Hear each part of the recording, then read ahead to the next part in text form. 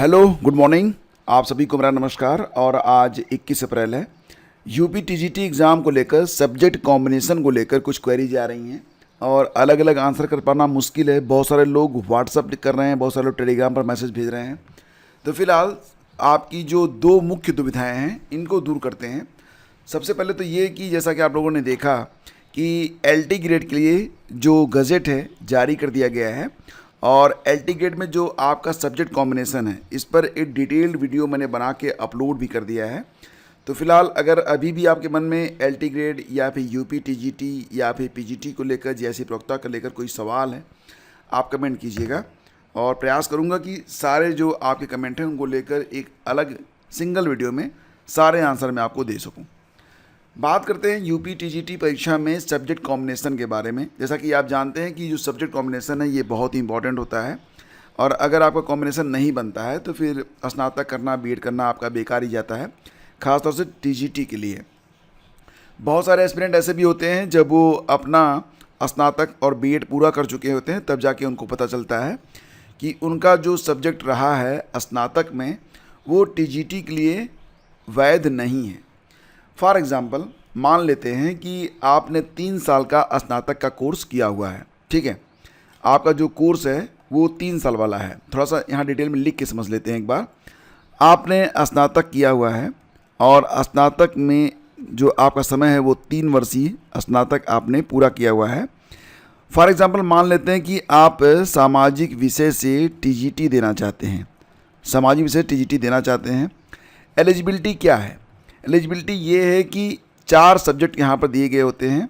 इनमें एक आपका होता है इतिहास, एक होता है आपका भूगोल, एक होता है आपकी पॉलिटी और एक होता है आपका इकोनॉमिक्स, अर्थशास्त्र, ठीक है। एक बात ध्यान रखिएगा कि केवीएस और एनवीएस के जो रूल हैं वो अलग हैं, यूपी टीजीटी पीजीटी के रूल अलग हैं। तो केवीएस और एनवीएस वाले जो हैं वो बिल्कुल यहाँ पर मिक्सअप ना करें, वहाँ के नियमावली को यहाँ पर ना ले आएँ। यहाँ पर जो हम बात कर रहे हैं वो स्पेशली यूपी टीजीटी के बारे में हम यहाँ पर बात कर रहे हैं। मान लेते हैं कि आपने स्नातक किया हुआ है और स्नातक में आपका जो विषय रहा, आपने यहाँ पर पढ़ा है इतिहास, हिंदी ले लिया, आपने इतिहास पढ़ लिया, हिंदी ले लिया और इसके बाद मान लेते हैं आपने क्या पढ़ लिया है, सोशल साइंस पढ़ लिया है, समाजशास्त्र पढ़ लिया आपने, ठीक है, समाजशास्त्र आपने ले लिया है। अब आप टीजीटी देना चाहते हैं सोशल साइंस से, तो क्या आप दे पाएंगे? तो क्योंकि आपका जो विषय है वो इतिहास तो है लेकिन यहाँ पर जो बाकी 3 हैं, भूगोल, राजनीति शास्त्र और अर्थशास्त्र में से कोई दूसरा विषय आपका स्नातक में नहीं है। अब आपने यहाँ पर बीएड भी अपना पूरा कर लिया है, ठीक है। अब आपका यहाँ पर कोई भी कॉम्बिनेशन नहीं बन पा रहा है। आप हिंदी से नहीं दे रहे हैं क्योंकि हिंदी जो है, हिंदी और संस्कृत होना चाहिए था स्नातक में, तब भी आप नहीं दे पा रहे हैं।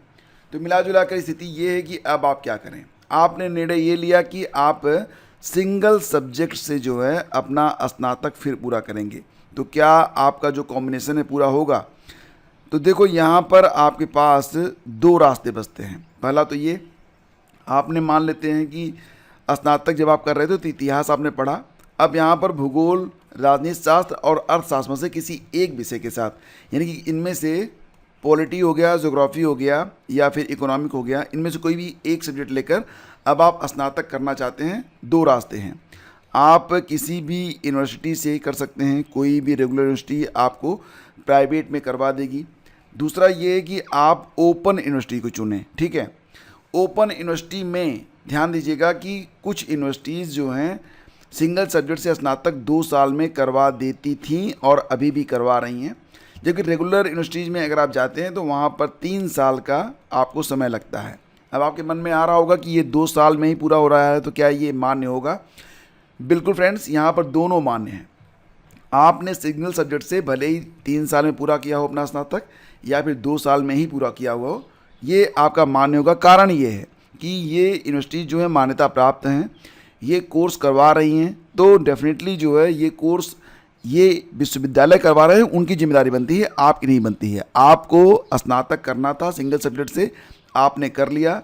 मान लेते हैं कि आपने इसे जो है काशी विद्यापीठ से कर लिया या फिर अवध यूनिवर्सिटी से कर लिया, पूर्वांचल से कर लिया, कहीं से भी कर लिया हो, या फिर आपने ओपन स्ट्री से कर लिया है, इग्नू से कर लिया है, या फिर राजर्षि टंडन से कर लिया है, दोनों ही कंडीशन में, चाहे आपका 2 साल में पूरा हुआ हो चाहे 3 साल पूरा हुआ हो, ये मान्य रहेगा।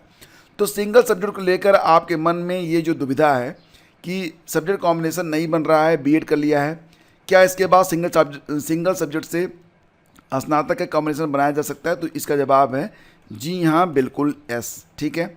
दूसरी बात ये है कि एक ये सवाल आ रहा है कई बार कि मैंने उत्तर प्रदेश राजर्षि टंडन ओपन यूनिवर्सिटी से सिंगल सब्जेक्ट में स्नातक किया है, 2 साल वाला स्नातक है, सिंगल सब्जेक्ट में 2 साल का स्नातक है, इसे सर्टिफिकेट कोर्स कहते हैं। तो बेशक ये भी आपका मान्य रहेगा, तो इसको लेकर ना कोई भी अपने मन में दुविधा ना रखिएगा। ठीक है। अब रही बात ये कि जो नई वाली गजट जो जारी हुआ है उसमें सब्जेक्ट कॉम्बिनेशन को देखकर अब आप लोग खुद तय कर लीजिएगा कि आपका जो सब्जेक्ट कॉम्बिनेशन है बन रहा है नहीं बन रहा है। अब आप ये कैसे देख पाएंगे, तो मैंने इस पर एक डिटेल वीडियो अपलोड कर दिया है, तो उसको आप लोग देख लीजिएगा। परसों वाला जो वीडियो था ना दैनिक रोजगार समाचार का, उसमें मैंने सारी बातें चर्चा डिटेल में की हैं। अगर आप कहेंगे तो सारे सब्जेक्ट को लेकर एक अलग से वीडियो ही बना दिया जाएगा जिसमें आप हर सब्जेक्ट को ठीक से समझ पाएँ। ठीक है।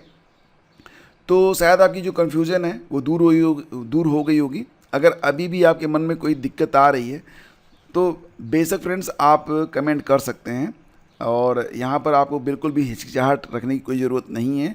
आप कमेंट कीजिए, मैं पढ़ूंगा, और अगर आपका सवाल जो है जेन्युइन रहा डेफिनेटली उस पर मैं आंसर करूँगा। ठीक है। और देखो, आज के न्यूज़पेपर में कोई ख़ास खबर तो नहीं है, लेकिन फिर भी कुछ खबरें हैं जो कि मतलब होनी चाहिए। सबसे पहले बात करते हैं इंजीनियरिंग एप्टीट्यूड में सिलेबस के बाहर के सवालों में उलझे अभ्यर्थी। आपको पता है सहायक अभियंता के लिए जो प्री की परीक्षा करवाई गई अभी 20 तारीख को, तो उसमें जो सवाल पूछे गए थे, कुल 2 घंटे का समय था, 150 प्रश्न पूछे गए थे। 50 प्रश्न जो थे वो सामान्य ज्ञान और 50 और हिंदी के थे, मतलब 50 प्रश्नों में 25 सामान्य ज्ञान के थे, 25 हिंदी के थे, और बाकी जो प्रश्न थे वो इंजीनियरिंग एप्टीट्यूड के थे। 40% अभ्यर्थियों ने परीक्षा दी है, बाकी ने परीक्षा छोड़ दी है। तो यहाँ पर जो पेपर रहा कैसा रहा, अगर आप तैयारी कर रहे हैं आरओ की, तो या फिर यूपी पीसीएस की, या फिर आगामी कोई भी प्रतियोगी परीक्षा हो, एलटी ग्रेड आप दे रहे हो, जीआईसी प्रवक्ता देने का मूड आपका बन रहा है, आरओ का फॉर्म आपने भरा हुआ है जो एग्ज़ाम होने जा रहा है यूपी पीसीएस का, तो ये जो आपके प्रश्न पूछे गए हैं 25 जीएस हैं और 25 हिंदी है, इसको आप देख लीजिएगा। ये सारे हल करवा के चैनल पर अपलोड थोड़ी देर में हो जाएंगे। ठीक है। अगर आप ये वीडियो सुबह सुबह देख रहे हैं तो 10 बजे के आसपास ये जो सॉल्व पेपर है आपको देखने को मिल जाएगा। ठीक है। तो देख लीजिएगा, ये बहुत इंपॉर्टेंट है आपके लिए। इंजीनियरिंग एप्टीट्यूड में सिलेबस के बाहर के सवालों में, हालांकि कुछ तो बहुत ही बेसिक थे, कुछ थोड़ा सिलेबस के बाहर थे। तो देखो क्या होता है ना, ऐसा होना भी चाहिए, पेपर थोड़ा सा टफ आना चाहिए, लेकिन सिलेबस के बाहर होता है तो थोड़ा मुश्किल तो होता है।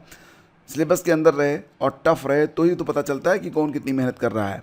यूपी में आउटसोर्स सेवा निगम शुरू करने जा रहा है बम्पर भर्ती। यहाँ पर आपको मैं बताना चाहूँगा कि उत्तर प्रदेश में एक उत्तर प्रदेश आउटसोर्स निगम का गठन किया गया है। इसके जो अध्यक्ष होंगे वो मुख्य सचिव रहेंगे, जो कि वर्तमान में कौन है, मनोज कुमार सिंह हैं। अब ये जो उत्तर प्रदेश आउटसोर्स निगम है, ये आउटसोर्स पर जो कर्मचारी होते हैं उनकी भर्ती करेगा। किसी भी प्रकार से अगर सरकारी हस्तक्षेप है, जैसे कि अगर फुली गवर्नमेंट ऑर्गेनाइजेशन है, या फिर सेमी है, या फिर वो एडेड है, ठीक है, तो ऐसी जो संस्थाएं हैं अगर उनके पास कर्मचारियों की कमी हो रही है तो कर्मचारी जो हैं वो उत्तर प्रदेश आउटसोर्स निगम जो है प्रोवाइड करवाएगा, और लगभग 5 लाख के आसपास भर्तियां ये करने जा रहा है। तो बहुत जल्द आपको एक बड़ी भर्ती देखने को मिलने वाली है आउटसोर्स पर उत्तर प्रदेश में। ठीक है। तो निगम के पास राज्य के 93 विभागों से आउटसोर्स कर्मियों और उनके सेवा प्रदाता का ब्यौरा आ गया है। कुल 11 लाख कर्मियों में सेवा प्रदाता कंपनियों के जरिए काम करने वालों की संख्या 7 लाख है। तो यहाँ पर लगभग 4 लाख के आसपास जो भर्ती है वो हो सकती है। अभी देखो कितनी भर्तियाँ होंगी, कैसे होंगी, कुछ क्लियर नहीं है, लेकिन ऐसा समझो कि अब आउटसोर्स उत्तर प्रदेश आउटसोर्स निगम का गठन कर लिया गया है और मुख्य सचिव इसके अध्यक्ष होंगे। ठीक है। और रही बात ये कि कोई परीक्षा हो रही हो तो मूर्ख बनाकर लोग पैसे क्यों ना कमाएं, लोग कमा रहे हैं क्योंकि लोग मूर्ख बन भी रहे हैं। कुछ ऐसा ही वाक़या यहाँ पर देखने को मिला है सहायक प्रोफेसर भर्ती में। फर्जी पेपर से वसूली 3 गिरफ्तार। तो 3 लोग इसमें पकड़े भी गए हैं। तो करोड़ों का घपला यहाँ पर किया गया है। खैर ज़िंदगी तो बेकार ही रहेगी इनकी भी, क्योंकि पकड़े गए हैं तो अब बचेंगे नहीं ये लोग, ठीक है। और इसको बहुत ज़्यादा डिटेल में समझने की ज़रूरत भी नहीं है। खैर आगे बढ़ते हैं, और ये आज की पूरी अपडेट है। Thank you so much for watching the video. अगर आपके मन में अभी भी कोई सवाल आ रहा है तो बिल्कुल आप सवाल कर सकते हैं। और आपकी अगली परीक्षा कौन सी है तो बताइएगा ज़रूर, ठीक है, क्योंकि अब अगली परीक्षा के मुताबिक हम आगे बढ़ेंगे। वैसे आपके लिए जो लोग LT ग्रेड का फॉर्म भरने वाले हैं नई भर्ती के लिए, GIC प्रवक्ता का फॉर्म भरने वाले हैं, या फिर RO ARO का फॉर्म भर चुके हैं, परीक्षा होने वाली है, PCS फॉर्म भर रहे हैं, या फिर UP SSSC पेट के लिए तैयारी कर रहे हैं, उनके लिए अब GS बूस्टर क्लासेज स्टार्ट कर दी गई हैं। GS बूस्टर ये ऐसी क्लासेज होती हैं जिसमें हम आपके GS के लिए प्रतिदिन आपको एक क्लास प्रोवाइड करेंगे। ये क्लास आपकी बहुत हेल्प करेगी for every exam, LT GIC RO ARO UP SSSC की सभी परीक्षाएँ, PCS। इसमें GS से संबंधित जो मुख्य बिंदु हैं उनको नोट्स के रूप में आपको प्रोवाइड करवाया जाएगा। अभी से आप लोग पढ़ते रहेंगे, आगे दिक्कत नहीं होगी। अदरवाइज़ एग्ज़ाम जब सामने होगा तो ये चीज़ें आपके लिए पहाड़ बन जाएंगी। तो बूंद की पावर जो है उसको समझिए। जो लोग सीरियस एस्पिरेंट हैं वो जुड़ भी चुके हैं, बहुत सारे लोग इसको पसंद भी कर रहे हैं। GS बूस्टर डोज 1 अपलोड कर दिया गया है, आप लोग चाहें तो वॉच कर सकते हैं। पहले कमेंट में मैं आपको लिंक दे दूंगा। तो GS बूस्टर पार्ट 1 आज से आपको प्रतिदिन 2 क्लासेज एक्स्ट्रा मिलने वाली हैं। एक तो करंट अफेयर, क्योंकि करंट अफेयर जो है ये बहुत इंपॉर्टेंट रहेगा।